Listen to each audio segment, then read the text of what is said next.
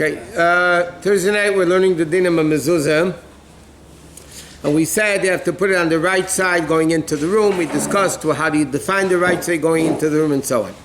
Now, where do you have to put the Mezuzah on the doorway? The Mezuzah has to be at the bottom of the top third. That means the bottom of the Mezuzah needs to be at the bottom of the top third.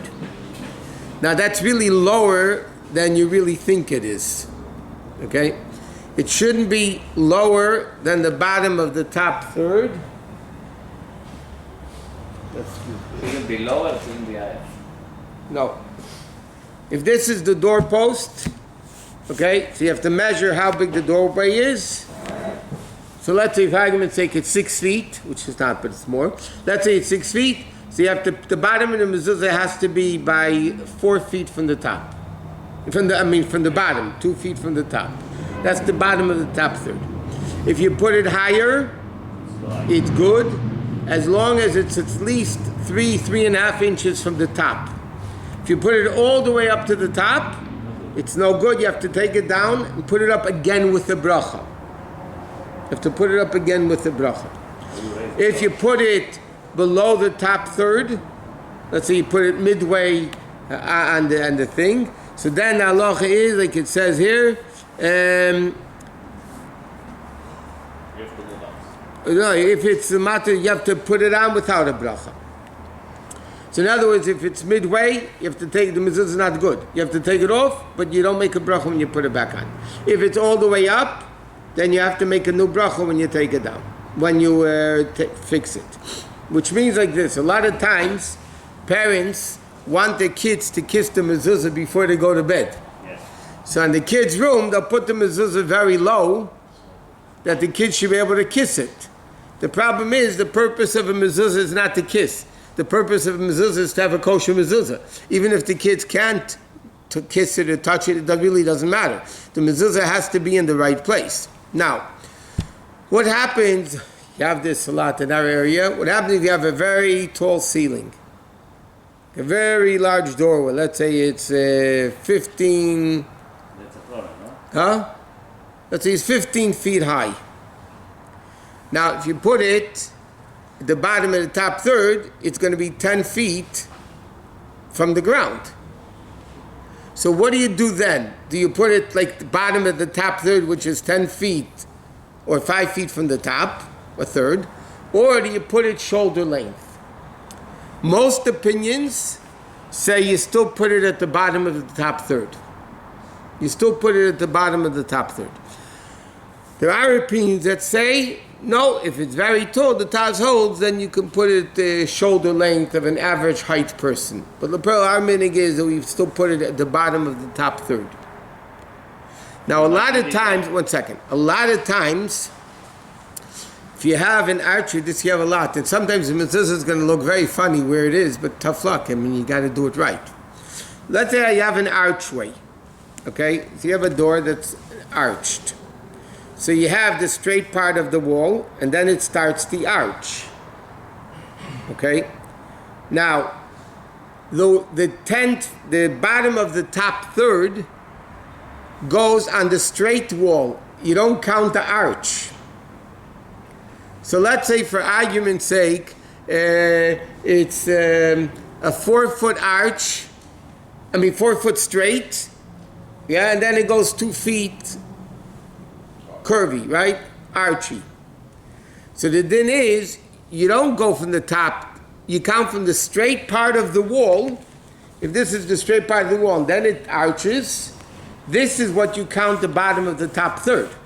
Yeah. You don't go including the arch. The arch is not counted. You go by what's straight. So then the mezuzah is going to, when you have a doorway, so let's say you have 4 feet of a wall, straight, so you're going to put it at the bottom of the top third of the 4 feet. So it's going to be really low, which is going to look funny. Sometimes sometimes off a bedroom or off another room, there's another room with a very short archway. But the room is still 6 feet, like we'll learn, it's 10 tefachim high, so you still need a mezuzah there properly. So the mezuzah might be pretty low down. The mezuzah might be pretty low down, but that's where you have to put the mezuzah. You can't put it in the wrong place. If you put it in the wrong place, you're not yaitza. Now, where on the door, let's say this is the doorway. I mean the door frame. Okay, here's where you come into the house, yeah? Put it for the video. This is where you come into the house. But it's a long archway, right? Or a doorway, whatever. Where do you put the mezuzah on this thing? You put the mezuzah on the doorpost, correct? You put it in the tefach closest to the entrance. In other words, you don't put it in the middle of the doorway. You don't put it at the end of the door. You put it at the beginning of the doorway. The first tefach, that's the preferable. If you didn't, it's still yaitza, but l'chatchila, the proper place for the mezuzah is at the beginning of the doorpost. Okay. So that's what? So some people are, I guess they say it's for safety, but they're embarrassed. So in their front door, they put it inside the door. So you go in the door, and it's actually inside. When you're outside, you don't see there's a mezuzah there. But they put it inside like that. Well, there's a lot of doors, by the way, that when you close the door, on the outside there is no door frame. Yeah. The door is exactly. flush with the end of the wall. So the door frame is really inside the door. So then you have to put it inside the door. You can't put it outside. But in a situation where you could, but they put it on the inside, is that okay? B'diavad your yaitza. Yeah. If there is no doorway, because the door is flush with it on both sides, so then do you put it on the outside? So then, let's say there's no doorpost, because both sides are, yeah? So then you could put it walking into the room on the outside, here. Understand? If here's where it's supposed to be, but you can't because there's no doorway left. Let's say the door, both sides are flush or whatever it is, so then you put it here. If this is the way you're walking in, right? So then you put it here. Or, Halachos says really something else. The best thing to do, but don't do this if you have a rental. To make a hole and make a groove inside the doorpost and put the mezuzah in it. So then the door is not going to knock it down. A lot of times you have the most swinging doors, yeah? Swinging door, not slide, swinging doors. So let's say the mezuzah has to go, here, yeah? But you have a swinging door that is going to knock off the mezuzah. Let's say because it's going to hit it. It's going to always knock it off. So you can't put the mezuzah on the other side. The mezuzah has to be on the right side. You can't, if the right side doesn't work, you can't just put it on the left.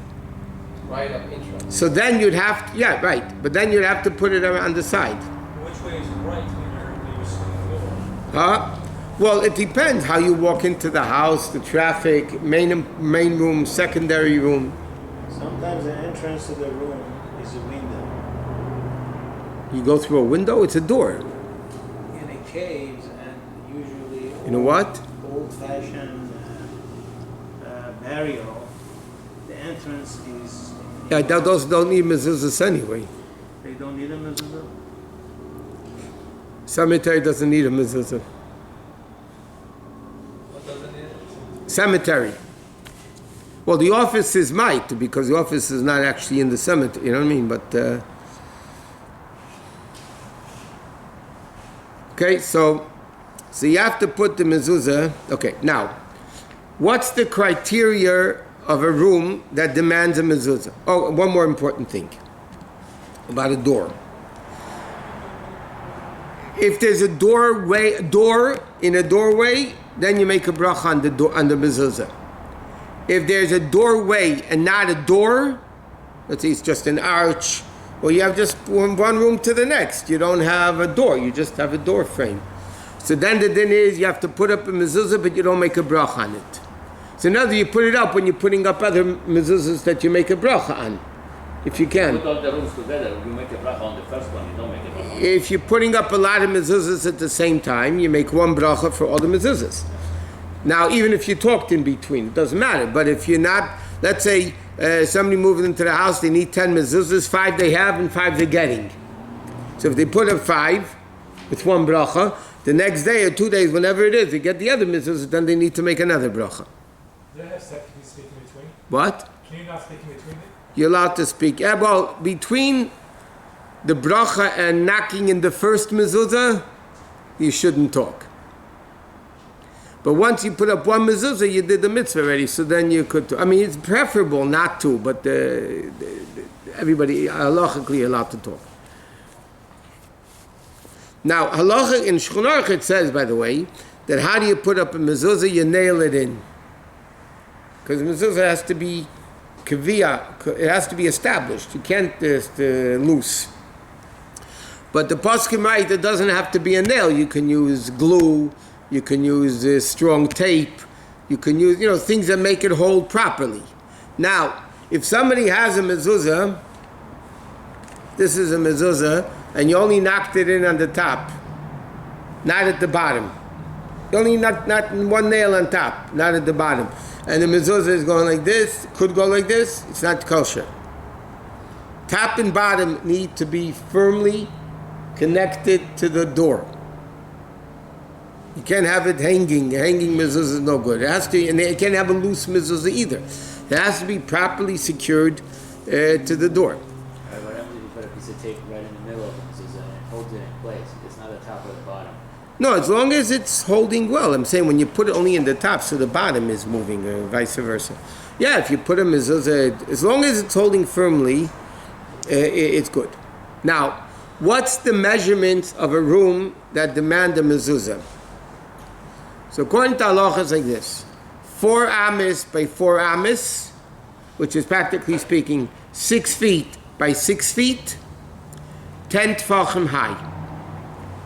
The tefach is between 3 and 4 inches, so let's say it's 36, 37 feet high. So a room that's 37 or whatever, 37, 38 feet high, inches high, and a room is 6 feet by 6 feet, that room needs a mezuzah.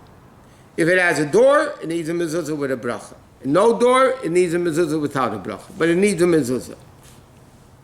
Now what happens, and this is a very big machlekes in halacha, what happens if the room is not 6 by 6? It's 18 by 2. Now 6 by 6 is 36 square feet. So when halacha says 6 feet by 6 feet, daled al daled, 4 amis by 4 amis, doesn't mean 4 amis by 4 amis. It doesn't mean the square of, for instance, 9 by 4 or 18 by 2 is also 36. Where do you have this question? A lot of times you have like a balcony. Yeah, you have a balcony outside there, the house. It's like 3 feet wide and maybe 15 feet long. A walk-in closet. No, 1 second. Let's get there in a second. It could be maybe 15 feet long and 3 feet wide. So it's 45 square feet. So the question is, does that need a mezuzah or not? Because it's not 6 by 6, but it's 45 square feet. It's more than 36 square feet. So there's a big machlekes in poskim. From the Alter Rebbe comes out that you mamish need to have 4 by 4 to make bracha. So the minig is, and by us at least, though, if the room would have 18 by 2 or 9 by 4 or whatever, you would put it up without a bracha. Now, what happens? Somebody just said something. 1 second. Walk-in closet, yeah. Now, it's interesting. When the Rebbe came out with the Mezuzah campaign, we'll just start it. When the Rebbe came out with the Mezuzah campaign, guys were very strict in Mezuzah.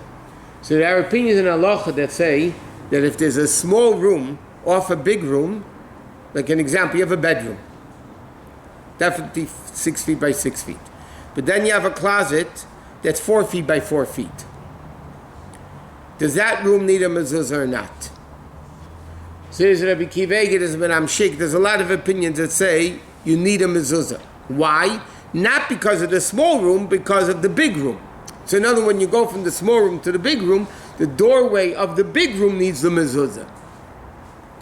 So it's interesting, at the beginning of those years, at the beginning, we all the chaver putting up mezuzahs and the walk-in closets, even if they weren't 6 feet by 6 feet. A walk-in closet that's 6 by 6 for sure needs. But the guys were putting up based on all those opinions. The pearl, they found out afterwards, then the Rebbe's house, the closet that weren't 6 feet by 6 feet didn't have mezuzahs. So they stopped doing it.